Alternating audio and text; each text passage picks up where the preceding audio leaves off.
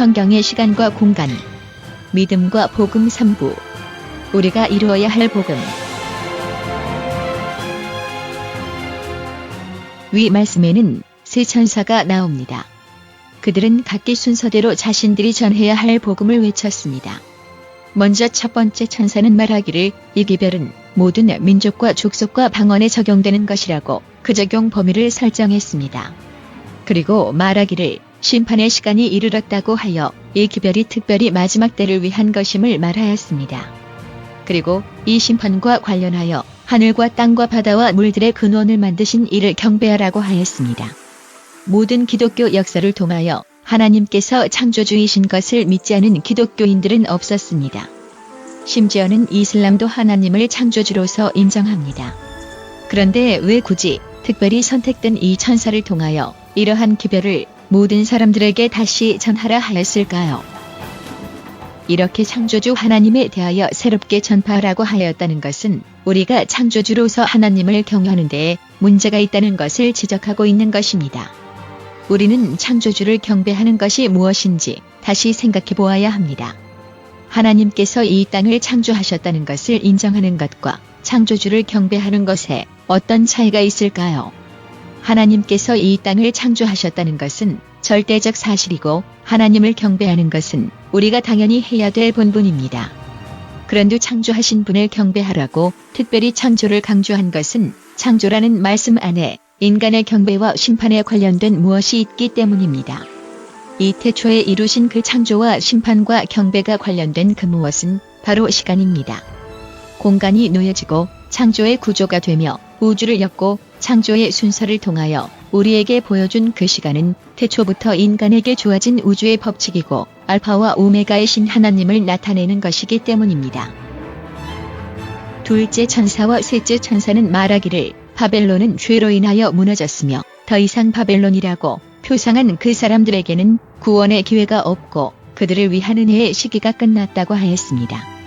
그리고 이 바벨론을 경배하지 말고 이마나 손에 그의 표를 받지 말라고 하였으며 이 표가 무엇인지를 설명하기 위하여 성도들의 인내가 여기 있나니 그들은 하나님의 계명과 예수에 대한 믿음을 지키는 자니라고 설명하고 있습니다.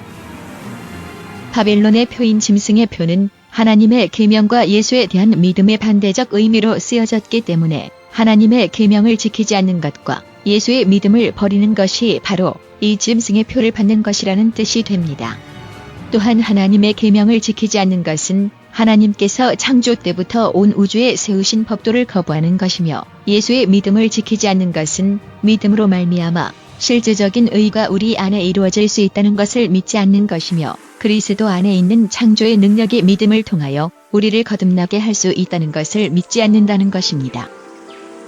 하나님의 계명을 지키지 못하게 하기 위하여 사탄은 하나님의 계명을 지키려고 하는 자들을 핍박해왔습니다.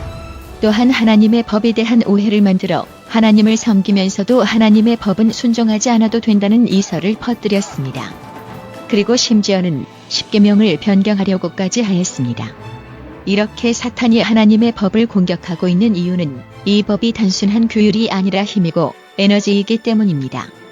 만약 인류가 하나님의 법을 온전히 지키는 것이 근본적으로 불가능한 것이라면 굳이 하나님의 말씀의 성취를 방해할 필요가 없습니다.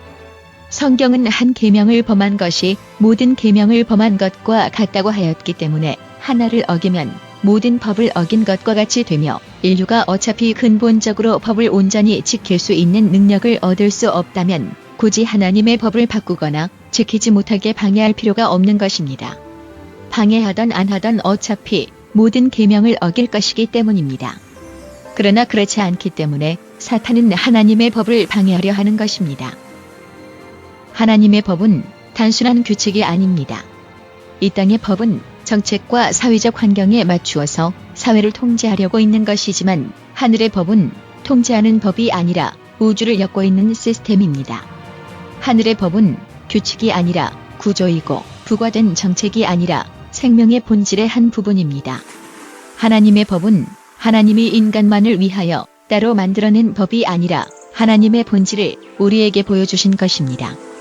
성육신은 신이 인간의 몸을 빌어서 나타나신 것이고 하나님의 법은 신이 말씀으로 나타난 것입니다. 그렇기 때문에 하나님의 법은 단순한 규칙이 아니라 생명을 주는 힘이고 법에 합당하게 살 수 있도록 우리를 바꾸고 유지시키는 에너지인 것입니다. 하나님의 법 안에는 인류를 행복하게 만들 수 있는 창조의 힘이 들어있고 하나님의 법에 순종하게 만들 수 있는 의의 에너지가 들어있습니다. 죄된 인간은 스스로 하나님의 법에 순종할 수 있는 힘을 가지고 있지는 못하지만 우리가 하나님의 법에 순종하려고 마음을 먹고 그 첫발을 내디디면 홍해가 갈라지듯 하늘의 힘이 그 법으로부터 나와 우리로 하여금 그 법을 지킬 수 있게 하는 능력을 갖게 합니다. 우리가 하는 것이 아니라 하나님께서 하시기 때문입니다. 우리가 법을 지키는 것이 아니라 우리가 순종하고 작정할 때 법이 우리를 법에 순종할 수 있게 바꾼다는 것입니다.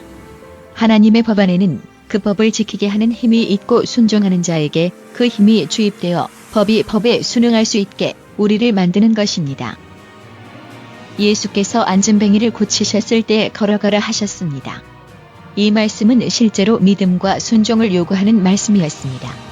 수십 년 동안 걷지 못했던 그 병자의 다리에는 힘이 느껴지지 않았을 것입니다. 그러한 상태에서 걸으려고 시도하는 것은 전혀 무의미한 것이었습니다. 우리가 스스로 하나님의 법을 지키려 하는 것과 같은 것이었습니다. 우리 안에는 하나님의 법을 지킬 수 있는 능력이 없다는 것을 우리가 알고 그렇게 느끼고 있는 것처럼 이 병자도 그렇게 느꼈을 것입니다. 그러나 그는 힘도 들어있지 않은 그 다리를 단순한 믿음과 순종으로 움직이려고 시도하였습니다. 그리고 그 순간 그의 다리에 힘이 들어가고 걸을 수 있게 되었습니다. 이것이 바로 말씀의 힘이고 법의 능력인 것입니다. 법은 우리에게 걸으라고 명령하고 우리가 순종하면 그 순간 법은 우리가 걸을 수 있도록 다리를 고치고 힘을 넣고 움직일 수 있게 만드는 것입니다. 법은 단순한 규칙이 아니라 하나님의 말씀입니다.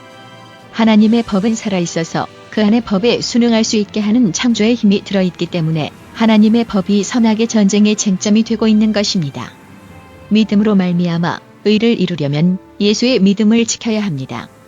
우리에게 의를 이루는 믿음은 우리 각자의 개인적인 신념이 아닙니다. 개인적인 신념은 기독교인이나 불교인이나 무신론자에게도 있습니다. 개인적인 믿음이 구원을 이루는 믿음이 될 수 없는 것입니다. 성경과 그리스도에 대한 개인적인 사상과 신념은 결코 의를 이룰 수 없습니다. 우리가 스스로 자신을 의롭게 할 수 없는 것처럼 우리 스스로의 신념이 하나님의 의를 우리의 것으로 되게 할 수 없기 때문입니다. 오직 십자가를 통하여 얻어진 예수의 믿음이 의를 얻게 하는 것입니다. 우리에게 의를 주는 믿음은 우리의 믿음이 아니라 우리 안에 있는 그리스도의 믿음인 것입니다. 또한 우리가 예수의 믿음을 우리 안에 있게 하고 그 믿음을 행하는 것이 곧 예수의 믿음을 지키는 것입니다. 그리스도를 믿는 자들이 사랑을 온전히 실천할 수 없다면 그것은 믿음이라 할 수 없습니다. 우리가 말하는 믿음으로 말미암는 의의 믿음은 우리의 믿음이 아니라 그리스도께 접붙임을 받아 우리 안에 주입된 예수의 믿음입니다. 그리스도의 의는 부족하지 않습니다. 그리스도의 의는 99%의 의가 아니라 100% 의를 이룰 것입니다. 그리스도의 믿음은 우리를 99% 수리하는 의가 아니라 100% 다시 창조하시는 창조의 힘이기 때문입니다.